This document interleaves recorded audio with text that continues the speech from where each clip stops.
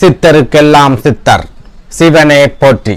நம்மளோட பதிவுகள்ல தொடர்ச்சியா 12 ராசிகளுக்குமான மாசி மாத ராசி பலன்களை பார்த்துட்டு வரோம். அதோட தொடர்ச்சியா நம்மளோட இந்த பதிவுல ராசி கட்டத்துல 7வது ராசியா இருக்கக்கூடிய காற்று ராசியான துலா ராசிக்கு இந்த மாசி மாதத்தோட கிரக நிலைகளும் கிரக பெயர்ச்சிகளும் என்ன மாதிரியான பலன்களை கொடுக்க போகுது அப்படிங்கறத பத்தி கொஞ்சம் சுருக்கமா பார்க்க போறோம். அதனால துலா ராசி அன்பர்கள் இந்த வீடியோவை கொஞ்சம் கூட ஸ்கிப் பண்ணாம கடைசி வரைக்கும் முழுமையா பாருங்க. அதுக்கு முன்னாடி நம்ம சேனலை நீங்க இப்பதான் முறையா பாக்குறீங்க அப்படின்னா தயவு செஞ்சு சப்ஸ்கிரைப் பண்ணிக்கோங்க. வீடியோ பிடிச்சிருந்தா மறக்காம அந்த லைக் பட்டனையும் தட்டி விட்டுருங்க. அதை விட முக்கியமா உங்களை மாதிரியே போராட்டமான ஒரு வாழ்க்கையை வாழ்ந்துட்டு வரக்கூடிய துலா ராசிக்காரங்க உங்க சொந்த பந்தத்திலேயோ அல்லது நட்பு வட்டாரத்திலேயோ இருக்காங்க அப்படின்னா அவங்களுக்கு இந்த வீடியோவை மறக்காம ஷேர் பண்ணி விட்டுருங்க.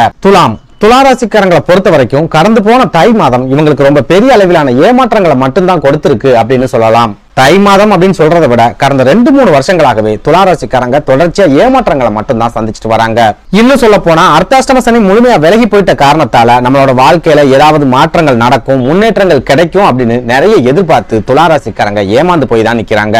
அதாவது இந்த சனி பயிற்சிக்கு அப்புறமா துலா ராசிக்காரங்களோட வாழ்க்கையில வசந்த காலம் ஆரம்பமாகுது. துலா ராசிக்காரங்க ராஜ வாழ்க்கைய வாழ போறாங்க, பணத்தை அள்ளி குமிக்க போறாங்க, பணத்திலேயே படுத்து உருள போறாங்க அப்படின்னு எல்லாம் பெரும்பாலான ஜோதிடர்கள் சொல்லி இருந்தாங்க.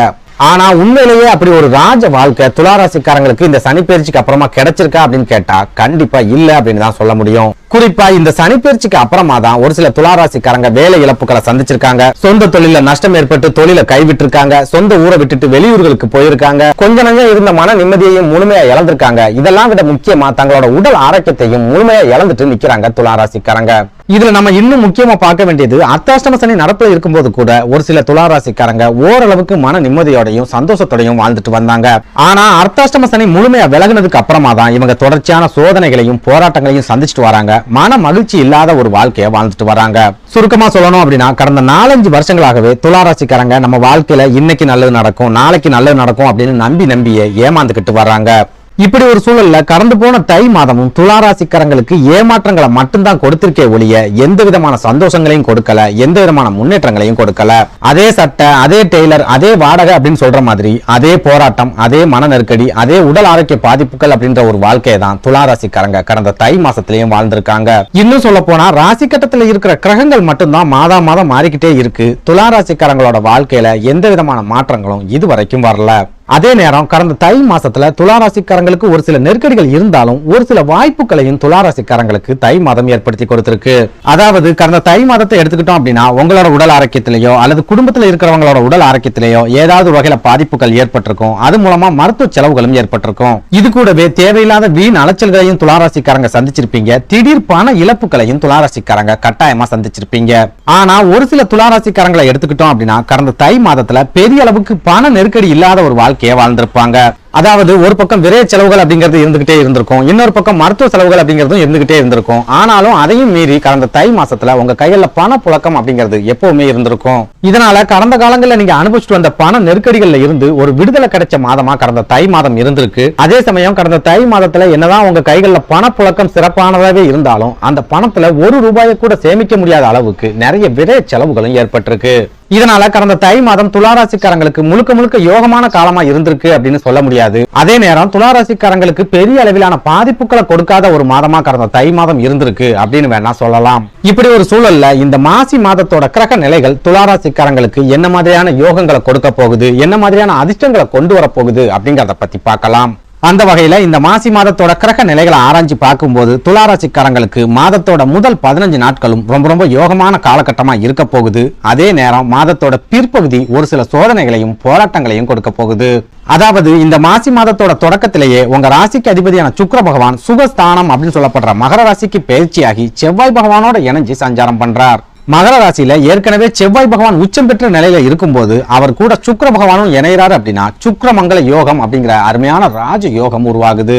இந்த ராஜ யோகம் துலா ராசியோட சுகஸ்தானம் அப்படின்னு சொல்லப்படுற மகர ராசியில உருவாகிற காரணத்தால அதிகாரத்துல இருக்கிறவங்க மூலமா ஒரு சில அற்புதமான யோகங்கள் உங்களுக்கு கிடைக்க போகுது. குறிப்பா அரசியல்வாதிகள், அரசு பணியில இருக்கிறவங்க, சமுதாயத்துல உயர்ந்த பொறுப்புகள்ல இருக்கிறவங்க, இவங்க மூலமா ஒரு சில உதவிகள் இந்த மாசி மாசத்துல துலா ராசிக்காரங்களுக்கு கிடைக்க போகுது. அவங்களோட ஆதரவு கிடைக்கிறதால உங்க வாழ்க்கையில ஒரு சில மாற்றங்களும் ஏற்பட போகுது.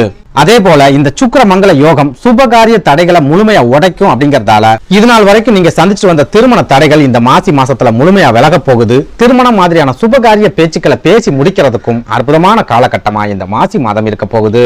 இது கூடவே உங்க ராசிநாதன் சுகஸ்தானத்துல இருக்கக்கூடிய இந்த காலகட்டத்துல நீங்க தங்க ஆபரணங்கள் வாங்குறதுக்கும் பழைய வாகனங்களை வித்துட்டு புதிய வாகனங்கள் வாங்குறதுக்கும் அதிகமான வாய்ப்புகள் இருக்கு. அடுத்ததா புதன் பகவானை பொறுத்த வரைக்கும் இந்த மாசி மாதத்தோட தொடக்கத்திலே உங்க ராசிக்கு 5வது வீடான பூர்வ புண்ணிய ஸ்தானம் அப்படின்னு சொல்லப்படுற கும்பராசியில சனி பகவானோட இணைஞ்சு சஞ்சாரம் பண்றார். துலா ராசிக்கு புதன் பகவான் பாக்கியாதிபதி அப்படிங்கிற காரணத்தால அவர் பூர்வ புண்ணிய ஸ்தானத்துல இருக்கிற இந்த காலகட்டத்துல பூர்வீக சொத்துக்கள் மூலமா ஒரு சில லாபங்கள் உங்களுக்கு கிடைக்க போகுது. அதாவது ஒரு சில துலா ராசிக்காரங்க பூர்வீக சொத்துக்கள் சம்பந்தமா ரொம்ப காலமாவே வில்லங்கங்களை சந்திச்சுட்டு வருவீங்க. இதனால பூர்வீக சொத்துக்கள் நம்ம கைகளுக்கு கிடைக்குமா, நம்ம கையை விட்டு நிரந்தரமா போயிடுமா அப்படிங்கிற ஒரு குழப்பத்தோடையும் வாழ்ந்துட்டு வருவீங்க. ஆனா யோகாதிபதி பூர்வ புண்ணிய ஸ்தானத்துல இருக்கக்கூடிய இந்த காலகட்டத்துல பூர்வீக சொத்துக்கள் சம்பந்தமா இருந்துட்டு வரக்கூடிய வில்லங்கங்கள் எல்லாம் முழுமையா விலகும். ஒருவேளை நீங்க பூர்வீக சொத்துக்கள் சம்பந்தமான வழக்குகளை சந்திச்சுட்டு வரீங்க அப்படின்னாலும் அந்த வழக்குகள்ல உங்களுக்கு சாதகமான முடிவுகள் கிடைக்கும். இது கூடவே புத்திகாரகனான புதன் பகவான் பூர்வ புண்ணிய ஸ்தானத்துல இருக்கிறதால உங்களோட அறிவுக்கும் திறமைக்கும் சரியான அங்கீகாரம் இந்த மாசி மாசத்துல கிடைக்கும். அதுலயும் குறிப்பிட்டு சொல்லணும் அப்படின்னா உத்தியோகத்துல இருக்கக்கூடிய துளாராசிக்காரங்களோட திறமைகள் மேல் அதிகாரிகளுக்கு தெரிய வரும். நீங்க வேலை பார்க்கக்கூடிய இடத்துல உங்களோட அறிவுக்கும் திறமைக்கும் சரியான அங்கீகாரம் இந்த மாசி மாசத்துல கிடைக்கும். அடுத்ததா சொந்தமா தொழில் செய்யக்கூடிய துளாராசிக்காரங்களை எடுத்துக்கிட்டோம் அப்படின்னா இந்த மாசி மாசத்துல புதுசா முதலீடு செய்யறதுக்கான திட்டங்களை போடுவீங்க. எந்தெந்த இடத்துல முதலீடு செஞ்சா லாபங்கள் கிடைக்கும் அப்படிங்கிற சூட்சமத்தையும் ரொம்ப சுலபமா நீங்க கத்துக்க போறீங்க. அதே நேரம் மாதத்தோட பிற்பகுதியில யோகாதிபதியான புதன் பகவான் சத்ருஸ்தானம் அப்படின்னு சொல்லப்படுற மீன ராசிக்கு பயிற்சி ஆகிறார். மீன ராசி புதன் பகவானோட நீச்ச வீடு அப்படிங்கறதால நீச்சம் பெற்ற புதனா மீன ராசியில சஞ்சாரம் பண்ண போறார். ஜோதிடத்தை பொறுத்த வரைக்கும் ஒரு கிரகம் நீச்சம் அடையுது அப்படின்னா அந்த கிரகம் தன்னோட பலத்தை முழுமையா இழக்க போகுது அப்படின்னு அர்த்தம். அப்படி பார்க்கும்போது உங்க ராசிக்கு யோகாதிபதியா இருக்கக்கூடிய புதன் பகவான் பலமிழந்து போற காரணத்தால மாதத்தோட பிற்பகுதியில ஒரு சில சிக்கல்களை துளாராசிக்காரங்க சந்திக்க போறீங்க. குறிப்பா சமீப காலமா உங்களோட கட்டுப்பாட்டுல இருந்த விரைய செலவுகள் இந்த மாதத்தோட பிற்பகுதியில 2 மடங்கு அதிகரிக்கும். உடல் ஆரோக்கியத்துல ஒரு சில தவிர்க்க முடியாத பாதிப்புகள் ஏற்பட்டு மருத்துவம் சம்பந்தமான விரைய செலவுகளும் மாதத்தோட பிற்பகுதியில 2 மடங்கு அதிகரிக்கும். இது கூடவே புதன் பகவான் நீச்சமடைறார் அப்படின்னாலே தந்தை மகனுக்குமான உறவுல விரிசல்கள் விழப்போகுது அப்படின்னு அர்த்தம். அதாவது உங்களுக்கும் உங்க தந்தைக்கும் மனக்கசப்புகள் ஏற்படலாம், தந்தையோட ஆதரவோ அல்லது உதவிகளோ கிடைக்காம போகலாம், தந்தை மூலமா எந்த விதமான பிரயோஜனமும் இல்லாம போகலாம், தந்தை வழி சொந்த பந்தங்கள் மூலமா உங்களுக்கு ஒரு சில பிரச்சனைகள் ஏற்படலாம். சுருக்கமா சொல்லணும் அப்படின்னா உங்களோட தந்தை உங்களோட சகோதர சகோதரிகளுக்கு நிறைய உதவிகளை செஞ்சு ஆதரவா இருப்பாங்க. ஆனா உங்களை ஒரு எதிரி மாதிரி பார்ப்பாங்க.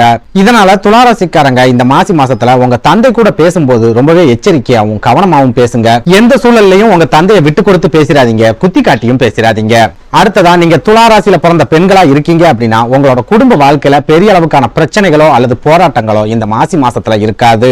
அதே நேரம் உங்க வாழ்க்கை துணையோட உடல் ஆரோக்கியத்திலேயோ அல்லது உங்க குழந்தைகளோட உடல் ஆரோக்கியத்திலேயோ சின்ன சின்ன பாதிப்புகள் ஏற்படக்கூடிய காலகட்டமா இந்த மாசி மாதம் கட்டாயமா இருக்கும். இதனால துளாராசியில பிறந்த பெண்கள் உங்க கணவரோட உடல் ஆரோக்கியத்திலையும் குழந்தைகளோட உடல் ஆரோக்கியத்திலையும் கொஞ்சம் அதிகபட்ச கவனத்தை செலுத்துங்க. அதை விட முக்கியமா மாதத்தோட பிற்பகுதியில ரொம்பவே உச்சபட்ச கவனத்தை செலுத்திட்டு வாங்க.